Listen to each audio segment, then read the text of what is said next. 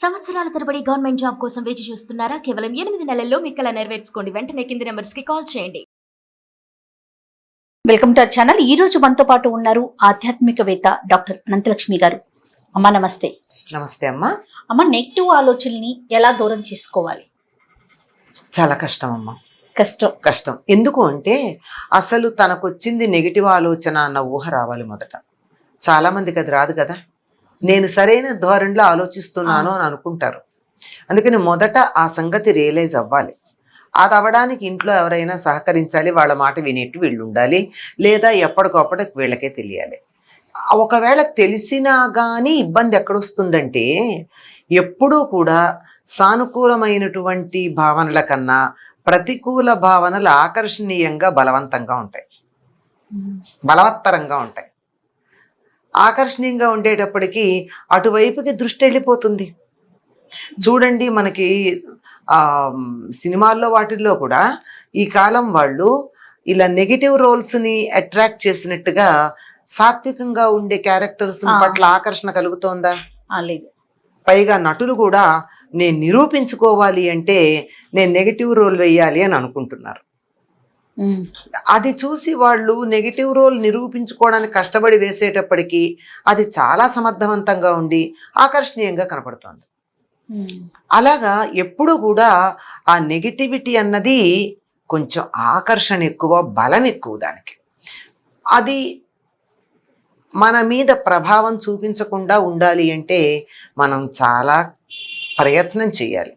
మొట్టమొదట నెగిటివ్ ఆలోచనలు అనేవి ఏమిటో తెలుసుకోవాల్సిన అవసరం ఉంది. నాకు ఎవరి మీద నా కోపం వచ్చింది అనుకోండి, కోపం రావడం సహజమే కదా, వాళ్ళు తప్పు చేశారు కదా, తప్పు చేసినందువల్ల వచ్చింది కదా అని నన్ను నేను సమర్థించుకునే ప్రయత్నం చేస్తాను తప్ప, వాళ్ళు తప్పు చేశారు బాగానే ఉంది, అందులో అనుమానం ఏం లేదు, నిరూపించబడింది కూడా వాళ్ళు తప్పు చేశారని, నువ్వెందుకు చేస్తున్నావు? ఆ ప్రశ్న రావాలి కదా. ఆ ప్రశ్న రావాలి. ఇది తనలో తాను ప్రత్యేకంగా ప్రయత్నం చేయాల్సింది. ఇంకొక ప్రధానమైనటువంటి అంశం ఏమిటంటే, ఏదైనా వద్దు అంటే అదే వస్తుంది. అవునమ్మా. దీన్ని గుర్తు చేసుకోకూడదు అనుకుంటే అదే గుర్తొస్తుంది. ఇది గుర్తుండాలి అనుకున్నది మర్చిపోతూ ఉంటాం, దీన్ని గుర్తు చేసుకోకూడదు అన్నదే గుర్తొస్తూ ఉంటుంది. అది చెప్పా కదా, ఈ ప్రతికూల భావనలకి ప్రభావం ఎక్కువ ఉంటుంది అని. అందువల్ల ఎవరికి వాళ్ళు చేసుకోలేకపోయినా మనం ఇంకొకళ్ళకి చెయ్యొచ్చు, ఇంకోళ్ళు మనకి చెయ్యొచ్చు. ఏమిటి అంటే ఈ ప్రతికూల భావనలని గుర్తు చెయ్యకుండా ఉండడం. ఉదాహరణకి పిల్లలకి నువ్వు ఇది చెయ్యొద్దు, ఇది చెయ్యొద్దు, ఇది చెయ్యొద్దు అంటే అదే చేస్తారు, ఖచ్చితంగా అదే చేసి చూపించేస్తారు. ఎందుకంటే వాళ్ళ మనస్సులో అది ఉండిపోతుంది. అట్లా కాకుండా అసలు ఆ పేరు ఎత్తకండి, ఆ పేరు ఎత్తకండి. నువ్వు ఈ పని చేయొద్దు, ఏదో ఫలానా చాక్లెట్ తినద్దు అని చెప్పారు అనుకోండి, చాక్లెట్ తినద్దు, చాక్లెట్ తినద్దు అంటే వాడు మనసు ఎప్పుడు చాక్లెట్ మీద కడుతుంది. అసలు ఆ పదం వాడద్దు, తినద్దు అని చెప్పద్దు. నువ్వు ఈ లడ్డు తిను, లేదా ఈ బిస్కెట్ తిను, లేదా ఈ పండు తిను అని చెప్పి మళ్ళించాలి. అంటే పిల్లల విషయంలో పెద్దవాళ్ళం గనక చేయగలుగుతాం. ఎవరికి వాళ్ళకు వస్తే, అది మన దాకా వస్తే చాలా కష్టమైంది. ఒకే ఒక పని మనం చేయగలిగింది ఏమిటంటే, చీకటిని తిడుతూ కూర్చోటం కన్నా చిరుదీపం వెలిగించటం మిన్న అని రవీంద్రనాథ్ ఠాగూర్ చెప్పింది సరైనటువంటి పని. ఎందుకు అంటే చీకటిని ఎంత తరిమేసినా పోదు. ప్రయత్నం చేయండి, పోదు. ఏం చేస్తే పోతుంది? వెలుగుని మనం దీపం వెలిగిస్తే చాలు, చీకటిని పంపించే ప్రయత్నం చేయక్కర్లా, అదే ఆటోమేటిక్ గా వెళ్ళిపోతుంది. కనుక ప్రతికూల భావనలు మనలోకి రాకుండా ఉండాలి అంటే అవి ఏది ప్రతికూలమో కూడా మనకి తెలియదు. నాకు వచ్చి ఇందాక చెప్పా కదా, కోపం వస్తే కోపం సమర్థించుకునే ప్రయత్నమే చేస్తాం. అసలు దానికే అవకాశం లేకుండా ఉండాలంటే ఆలోచించే అవకాశం మనసుకి ఇవ్వకండి. ఎట్లా? ఏవి ఉపయోగపడతాయో అటువంటి భావాలతో మనస్సు నింపండి. ఇదెట్లా? అన్ని మనకి ఎట్లానే వస్తుంది. సిద్ధాంతం కాదమ్మా, సిద్ధాంతం చాలా తేలిక చెప్పడం, ఆచరణకు వచ్చేప్పటికి ఇదెట్లా? మంచి పుస్తకాలు చదవండి, మంచి సంగీతం వినండి, కాసేపు ధ్యానం చెయ్యండి, మంచి ఆహారం తినండి. ఇక్కడ సమస్య వస్తుంది. మంచి ఆహారం అంటే ఏంటి? స్పైసీ ఫుడ్ తింటారు, కోపం చట్టని పెరగదా? మానోమీటర్లో రీడింగ్ పైకి వెళ్ళిపోదు? వెళ్ళిపోతున్నా వెళ్ళిపోదా బీపీ? అవును కదా. మరి అంచేత అంత అని నాలిక చిల్లి పడేటట్టు మనసంతా అలా జివ్వుమనేటట్టు అంతదెందుకు తినాలి? కారం తినడం మానమనలా, అలా మండిపోయి అంత తినక్కర్ల కదా. కొద్దిగా మంచి ఆహారం తినండి. పాచిపోయింది, వాసన వచ్చింది, పనికిరాంది, కుళ్ళిపోయింది, ఎండిపోయింది, జీవం చచ్చిపోయింది, ఇటువంటి ఆహారాలు తినకండి. ఈ తిన్న ఆహారంలో 6వ వంతు మనస్సుగా మారుతుంది. మీరు ఇట్లాంటి పనికిరాని పదార్థాలు తింటే పనికిరాని ఆలోచనలు వస్తాయి. కుళ్ళు పదార్థాలు తింటే కుళ్ళు ఆలోచనలు వస్తాయి. ఎండిపోయిన పదార్థాలు తింటే రసహీనమైనటువంటి ఆలోచనలు వస్తాయి.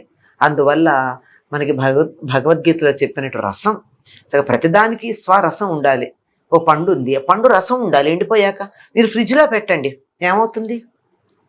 కుళ్ళిపోదు. కానీ దాంట్లో ఉన్న తడంతా ఆరిపోయి ఇలకరుచుకుపోయిందంటారు, అట్లా ఉంటుంది. బాగానే ఉంటుందేమో తినడానికి, కానీ ఫుడ్ వాల్యూ ఏముంది? పొట్ట నింపుతుందే కానీ మనసు నింపదు అది. కనుక అటువంటి పదార్థాలు తినకండి. ఇది మొదటిది. ఆహారం, విహారం, మంచి భావాలు ఉన్న వాళ్ళతో కలిసి ఉండండి. ఎంతసేపు తన్ను, నరుకు, పొడు, చీల్చుతా, కాలుస్తా, ఇలాంటి మాటలే కదా మనం తరచుగా వింటున్నాం. ఇవి చాలా క్యాచీ వర్డ్స్గా ఉంటున్నాయి. మనకి సినిమాల్లో కూడా ట్యాగ్ లైన్ వర్డ్స్ లాగా కనిపించే ఉంటున్నాయి. ఊత పదాలు అంటారు. ఇవన్నీ అలవాటైపోయినటువంటి వాళ్ళు ఈ పదాలు అని అని దాంట్లో ఉన్న భావం ఇంతో అంతో మనసుకు రాదా? మనసుకు వస్తుంది. అది మన కళ్ళ ముందు జరుగుతున్నా కూడా ఎటువంటి చలనం ఉండట్లేదు. ఎంత మొద్దుబారిపోయామంటే మన ఎదురుగా ఎవరన్నా చచ్చిపోతే కూడా అయ్యో అనే స్థితి దాటి చచ్చిపోయారా అనే స్థితికి వచ్చాం. ఆ సున్నితత్వం పోయి మొరటు అయిపోయాం. కనుక ఇవన్నీ అయిపోవడానికి ఇటువంటి మాటలు మాట్లాడడం, ఇటువంటి మాటలు మాట్లాడుతూ ఇటువంటి భావాల గురించి చెప్పేటటువంటి వాళ్ళ సాంగత్యంలో ఉండడం కారణం. ఒకటి ఆహారం అయితే, రెండోది మన విహారం. మనం ఎవరితో ఉంటున్నామో వాళ్ళు ఎటువంటి వాళ్ళో వాళ్ళని బట్టి. మనకు ఆంగ్లంలో సామెత ఉంది కదా, నీ ఫ్రెండ్స్ ఎవరో చెప్పు, నీ సంగతి నేను చెప్తానని.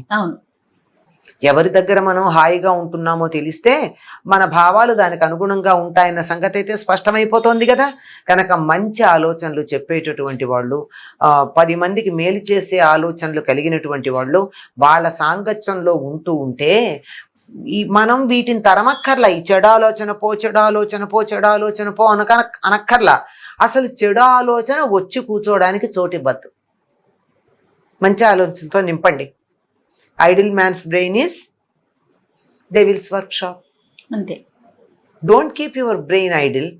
దాన్ని ఎంగేజ్ చేయి మంచి మాటలతో, మంచి భావాలతో, మంచి స్నేహాలతో, మంచి పరిసరాలతో. చక్కని మనకి ఏదో ఒక సినిమాలో అనుకుంటా చెప్తాడు, వీడికి తీసుకెళ్లి కాసిన పూలు అవి చూపించండి రా అంటాడు. అందులో గుర్తులేదు కానీ. అంటే ఆ సున్నితత్వం రావడానికి పరిసరాలు ఎంత ప్రభావం చూపిస్తాయో చూడండి. ఆ పూలను చూడగానే మన మొహం వికసిస్తుందా, వికసించదా? మొహం వికసించిందంటే మనసు వికసించినట్టే కదా. లోపల ఉన్నటువంటి ప్రతికూల భావనలు పోయినట్టే కదా. పసిపిల్లల ముఖాలు, మంచి ప్రకృతి, ఇవి గనక తరచుగా చూస్తూ ఉంటే మనసులో కొంతవరకు ప్రతికూల భావనలు పోతాయి. అందుకే మీరు మన దేశంలో అంతగా అలవాట్లేదు కానీ పాశ్చాత్య దేశాల్లో వాళ్ళని చూడండి, ఇంటి గోడకి వాళ్ళు వాల్పేపర్ వేసుకుంటారు. సూర్యోదయం లాంటి దృశ్యాలు వాళ్ళకి అపురూపం కదా. సూర్యోదయం, పచ్చని చెట్లు, పువ్వులు వేసుకుంటారు. ఖాళీగా ఉన్నప్పుడు ఆ గోడను చూసినా చాలు ఆనందం కలుగుతుంది. చేత ఇవన్నీ ఇలా ఎన్నో అంశాలు ఉన్నాయి. ప్రతికూల భావనలు పోతే బాగుండు అన్న సంకల్పం ఒకటి కలిగాక, ఇది నాకు ప్రతికూల భావన పోవాలి అని ప్రయత్నం చెయ్యొద్దు. చేసిన కొద్దీ నిలబడిపోతుంది, అది గట్టిగా పాతుకుపోతుంది. ఇప్పుడు మొండి చెట్లు ఉంటాయి, వాటిని గిల్లుతాం. గిల్లిన కొద్దీ వేళ్ళు లోపలికి వెళ్ళి చిగుళ్ళు వస్తూ ఉంటాయి. ఉంటుంది. అంచేత ప్రతికూల భావనలు అలాంటి మొండి చెట్లు లాంటివి, గోడలో ముల్చిన మొక్కలు లాంటివి. అందువల్ల వాటిని మనం అస్సలు గిల్లద్దు. అప్పుడు అది ఇన్ని కొమ్మలేదుగా. చేత అయితే మొదలు తీయండి. ఆ మొదలు తీయడానికి ఏం చేయాలంటే కిందకి నీళ్ళు అందకుండా చేయడమే. కిందకి నీళ్ళు అందకుండా చేయడం అంటే ప్రతికూల భావనలు వచ్చే అవకాశం లేనట్టుగా పూర్తిగా దాన్ని మంచి సానుకూల భావనలతో, మంచి భావనలతో నింపేసేయండి. ఇంతకు మించి మరో మార్గం లేదమ్మా. దేన్ని వద్దు అనుకుంటే అదే వస్తుంది. వద్దు అని దేన్ని అనద్దు. అలాంటి పరిస్థితులకి మనం దూరంగా ఉండటం. మనం దూరంగా వెడితే కూడా అవి వెంట పడతాయి కదా. అంచేత అవి వస్తే కూర్చోడానికి చోటు వద్దు ఇంట్లో. ఇప్పుడు 4 కుర్చీలు ఉన్నాయి, 5వ మనిషి వస్తే మనం లేవం, నుంచుని కొంచెంసేపు నుంచున్నా కాళ్ళు నొప్పి పెట్టి వెళ్ళిపోతారు. ఇంకొక మంచి టెక్నిక్ ఉంది, అసలు బ్రహ్మాండమైన టెక్నిక్. ఖాళీగా కూర్చుని ప్రతికూల భావనలు ఏవైతే ఉన్నా, అంటే మనకి సంకల్పం ఉండాలి రాకూడదు అని. నాకు వచ్చినవే మంచివి అనుకుంటే మనం చెప్పలేం, కానీ చెప్పాగా ఇందాక అన్నట్టు కూర్చుని రండి, ఎన్నొస్తారు రండి, ఆలోచనలు రండి. నాకు ఎంత క్రూరపట ఆలోచనలు వస్తున్నాయి, ఎంత క్రూరంగా చేయాలనిపిస్తోంది, రా ఎన్ని ఆలోచనలు వస్తాయో అని ఛాలెంజ్ చేసి పిలవండి. కొన్నాళ్ళు వస్తాయి, ఆ తర్వాత రావు. ఇది మనస్తత్వ శాస్త్రవేత్తలు కొంతమంది ప్రయోగం చేసి చెప్పారు. ఇంకా కొంతమంది ఆధ్యాత్మిక గురువులు. ఒక గురువు గారు చెప్పిన మాట, నేను ఎందుకు పేరు చెప్పట్లేదంటే నేను ఆయన అనుసరించను గనక, ఆయన చెప్పింది విన్నాను. కానీ ఆయన చెప్పింది ఏంటంటే, ప్రతిరోజు సాయంకాలం ఒక కాగితం తీసుకుని మీకు ఎటువంటి ఆలోచనలు వస్తున్నాయో వాటన్నిటినీ రాసి ఆ కాగితాన్ని కాల్చిపారేయండి. కొన్నాళ్ళు చేయండి ఈ పని, రావు అని చెప్పారు. నేను ఈ ఆధ్యాత్మిక గురువు గారి మాట వినకముందు మానసిక ఒత్తిడికి లోనయ్యి పిచ్చి పిచ్చి ఆలోచనలు వచ్చి ఇంటిల్లిపాదిని నానా హింస పెడుతూ ఉన్న ఒక వ్యక్తికి తెలుసు తనకు వస్తున్నవి చెడ్డవని, కానీ అదుపులో పెట్టుకోలేకపోతుంటే నేను ఒక చిన్న సలహా చెప్పాను. రోజు నీకెప్పుడు ఒక కాగితం కలం దగ్గర పెట్టుకుని నీకు వచ్చిన ఆలోచనలన్నీ దాని మీద రాయి, రాత్రికి నాకు వినిపించు. రోజు ఒక అరగంట టైం స్లాట్ పెట్టుకున్నా వినడానికి. రోజు వినేదాన్ని. 4 రోజుల తర్వాత రాలా. ఏమ్మా ఫోన్ చేయలేదని అడిగా. ఇవాళ నాకు అట్లాంటి ఆలోచనలు ఏం రాలేదండి అంది. ఆ కాగితం కలం అలాగే అందుబాటులో పెట్టుకో, అంతే. అందులో కూడా నీకు నాకు వినిపించచ్చు అనిపించని వినిపించు, కొన్ని నాకు కూడా వినిపించాలని అనిపించదు కదా, అప్పుడు వస్తుంది. కానీ తర్వాత చెప్పడానికి సిగ్గేస్తుంది కదా, వినిపించక్కర్లా, నువ్వు రాసావు కదా, చింపిపారి. ఒక నెల రోజులు ఎంతో దరిదాపుల్లో చేసిన తర్వాత ఇవాళ ఏం రాలేదండి, నేను ఫోన్ చేయడం మొదలు పెట్టామంది. అట్నుంచి నరుక్కురమ్మని. ఏమ్మా ఫోన్ చేయలేదు అని. ఈయన రాలేదండి. అలా ఒక కొన్ని రోజుల పాటు నేను రెగ్యులర్గా చేశాను. పోయినాయమ్మా. ఇది అంటే నాకు, ఎందుకంటే రైటింగ్ కెపాసిటీ ఉంది ఆ వ్యక్తికి, కొంచెం రచనలు చేసే గుణం ఉంది. అందుకని పత్రిక రాయడం గురించి కాదు, ఇలా రాయి. ఈ తర్వాత ఈ నెగటివ్ ఆలోచనలన్నీ ఏవైతే ఉన్నాయో వాటిని ఇక్కడ రాసుకుంటావు కదా, ఆ తర్వాత పత్రికకి రాయడానికి ఒక ఆర్టికల్ రాయి.